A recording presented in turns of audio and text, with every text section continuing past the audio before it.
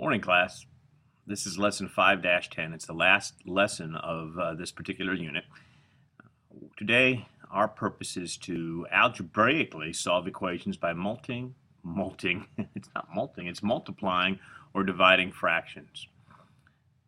There's no new vocabulary for today, and we're going to go straight into the example. Here it says, solve each equation, write the answer in form. Well, we know that we're going to write any fraction we have in simplest form, regardless of the presence of these directions or not. Let's look at 2/3 times L equals 14, or 2/3 L equals 14. The same rule applies here as we work with algebra with fractions as we do with algebra with whole numbers. First of all, we want to isolate the variable. In order to isolate the L over here, we've got to get rid of a times 2/3. So what are we going to do? We're going to go ahead and divide by 2/3. Now there's different ways in which you can represent that. I'm going to choose to go ahead and represent it this way. 2/3, I'm going to rewrite it. Divided by 2/3 times L equals 14 divided by 2/3.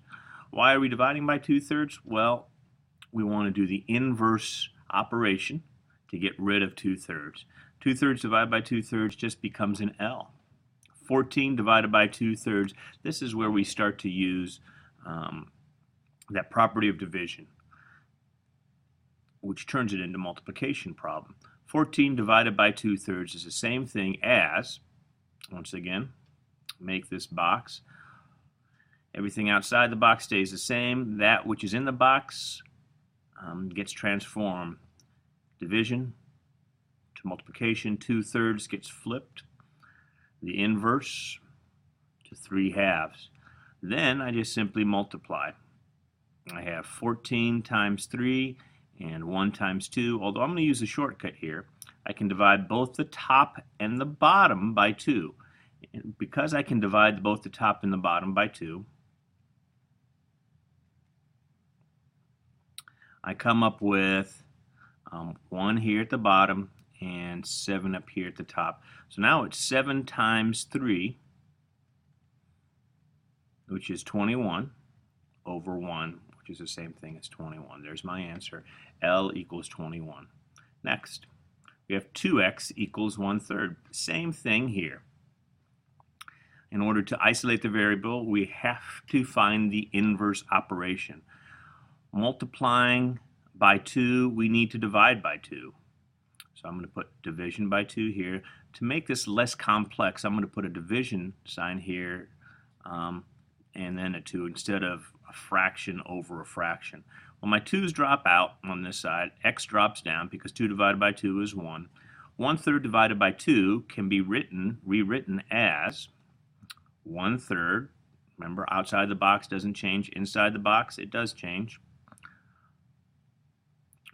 Inverse of 2, or 2 over 1, equals 1/2. 1 times 1 is 1. 3 times 2 is 6. X equals 1/6 is my answer. Next, another equation says, solve each equation, write the answer in simplest form. I'm glad they gave us this sample question because this looks strange. 5x divided by 6. Well, I'm here to tell you that, I'm going to put this around here, that 5x over 6 is the same thing as 5/6 times x. Okay, and how do I know that? Well, I know that if I put a 1 over this, that I'm going to end up with a 5x over 6. Okay, we see that there, but actuality, we should think of it in this way. So I'm going to rewrite that as 5/6 times x equals 4. Now, how do I isolate this variable? I need to get rid of the times 5/6, so I'm going to divide it by 5/6.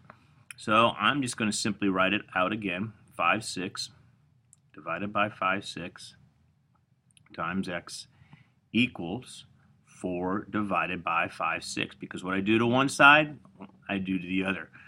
My 5/6 drops out, my x drops down. Now I'm just going to go ahead and draw this box, transform everything inside. The division becomes multiplication. I go ahead and take the inverse or flip. It becomes 6/5. Then I multiply numerators and denominators. I get 24/5, which is the same thing as 4 4/5. Last problem is a word problem. I'm going to take it step by step in terms of the problem solving steps. It says Dexter makes dog biscuits for the animal shelter. He makes 3/4 of a recipe and uses 15 cups of powder. How many cups of powdered milk are in the recipe? So we got to understand the problem. First of all, they want us to find out how many cups of powdered milk there are. So I'm going to put cups powdered milk is the question mark.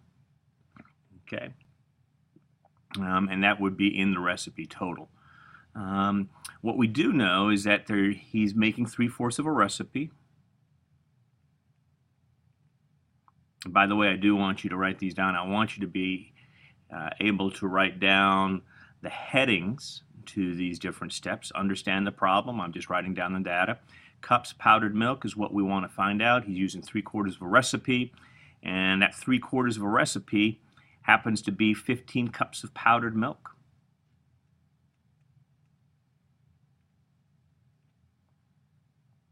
$15 cups of powdered milk. Make a plan. Well, what I see here is I'm going to do this algebraically. I'm seeing 3/4 of a recipe, or 3/4 of the total being 15 cups of powdered milk. Let me say that again. So I'm going to write that out. I know that 3/4 of some number, and we'll call it M. 3/4 of the powdered milk is 15 cups. If that's true, then I'm just going to convert all these words into mathematical symbols. 3/4 of means multiplication. So I'm going to move this down just a little bit. So that becomes 3/4 times M is the same thing as equals 15. So I'm going to solve for 3/4 M equals 15. How do I isolate the variable here? Well, I have to divide by 3/4. So 3/4 divided by 3/4 times M. The M drops down, and I've got to divide by 3/4 over here as well. I'm going to make that box. Everything inside changes. So multiplication, reciprocal of 3/4. And now I'm going to take that shortcut again. I see top and bottom can be divided by 3. So I'm going to put 15 divided by 3 is 5. 3 divided by 3 is 1. I've got amount of milk is 5 times 4, which is 20 over 1, which equals 20 cups. There's my answer, 20 cups. Now I've got to look back and see if that's correct. Does 20 cups really answer the question? I should have more in the recipe than I do in 3/4 of the recipe. So is 20 cups bigger than 15 cups? Absolutely. Is 15 cups 3/4 of 20 cups? Absolutely. I've got this answer. All right, let's go ahead and take a look at your complete the problem questions. There are two. One is simply an explanation. The other is solving for N. See you in class.